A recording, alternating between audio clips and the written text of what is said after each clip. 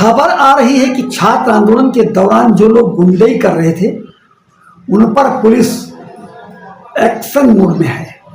इनकी पहचान हो चुकी है, धरपकड़ चल रही है। दिल्ली हो चाहे बिहार हो चाहे पश्चिम बंगाल, जिसने छात्र आंदोलन में उत्पात मचाया है बचेंगे नहीं। कानून के हाथ बहुत लंबे होते हैं, आज नहीं तो कल इनके गले तक कानून के हाथ पहुंच ही जाएंगे।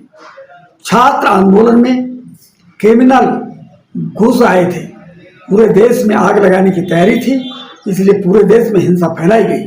लेकिन हिंसा फैलाने वालों पर सरकार सख्त कार्रवाई करने के मूड में है। सीजेपी प्रोटेस्ट जैसे कई मुद्दों पर विपक्ष का संसद में बवाल, किंतु सरकार में विपक्ष को मना लिया। सियासत अब पिछली जैसा गतिरोध नहीं उत्पन्न कर पाएगी। नीट पेपर लीक एग्जाम में संवैधानिक विधेयक 2026 पर करीब 8 घंटे चर्चा होगी। यूजी 2026 पेपर लीक विवाद सुधारने के लिए संसद की सबसे बड़ी महत्वपूर्ण बैठक मानी जा रही है। पेपर लीक में अधिकतम 10 वर्षों की कैद व 10 करोड़ जुर्माना का प्रावधान किया गया है। इन वादों का निस्तारण फास्ट ट्रैक अदालत में किया जाए। अभी सरकार सीजेपी के प्रदर्शन से उबरी नहीं। इसी बीच आरएचए रिजर्वेशन हटाओ नाम से एक अभियान चर्चा में है। इस नाम से चल रहे ऑनलाइन कैंपेन में बहुत कम समय में इंस्टाग्राम पर 46 लाख फॉलोअर्स जुड़ गए।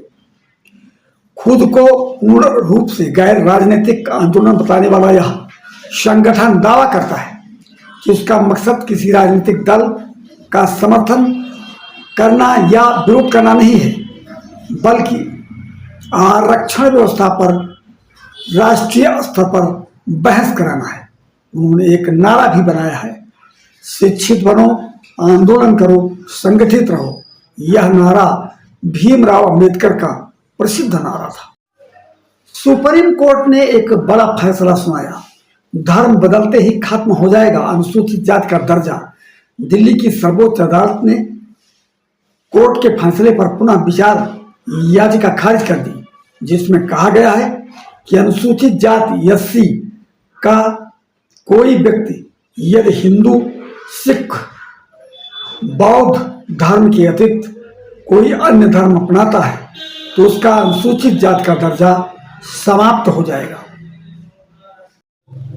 पाकिस्तान में आज से पीओके में चुनाव शुरू हो गए हैं। यह चुनाव ऐसे समय में शुरू हुए हैं जबकि इस इलाके में 2 महीनों से लगातार विरोध प्रदर्शन जारी है।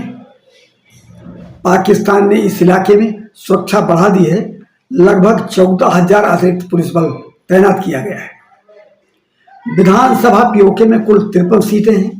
पीओके में हो रहे इस चुनाव को भारत मान्यता। उत्तर प्रदेश के सहारनपुर स्थित देवबंद दारुल उलूम में महिलाओं के प्रवेश पर पाबंदी के बाद शहर और बाहर से आने वाले लोगों पर पाबंदी लगा दी गई है। अब प्रबंध तंत्र ने निर्बाध ढंग से पढ़ाई का हवाला देते हुए दिन छिपने के बाद संस्था के भीतर किसी भी व्यक्ति के प्रवेश पर रोक लगा दी गई है। इसके बाद काफी लोगों में नाराजगी देखने को मिल रही है। प्रबंधन ने बताया कि शाम के समय छात्रों की पढ़ाई और एकेडमेटिक गतिविधियों में महत्वपूर्ण समय होता है। इस दौरान तलबा अपने पठन पाठन में व्यस्त होते हैं, इसलिए लोग इस समय परिसर में आने से परहेज करें। शिक्षा मंत्री पद से इस्तीफे के बाद पहली बार धर्मेंद्र प्रधान संसद भवन पहुंचे, जहां पर एनडीए के सांसदों ने उनका जोरदार स्वागत किया। अनेक उनके समर्थन में नारे भी लगाए गए, किंतु विपक्ष की ओर से प्रदर्शन किया जा रहा था। कांग्रेस समेत अनेक विपक्षी दल खुशियां मना रहे थे। पेपर लीक बिल 12 बजे पेश होना था। 11 बजे कार्यवाही शुरू होते ही विपक्ष ने हंगामा खड़ा कर दिया, जिससे सदन सुचारू रूप से नहीं चल सका।